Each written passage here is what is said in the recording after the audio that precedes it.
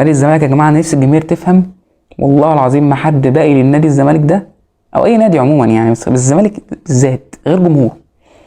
يعني انت شيكابالا اسطورتك اللي انت عامله اسطوره كان ماضي معانا، سيبك بقى انه لعب تمرينه ومشي والكلام ده، ماضي معانا.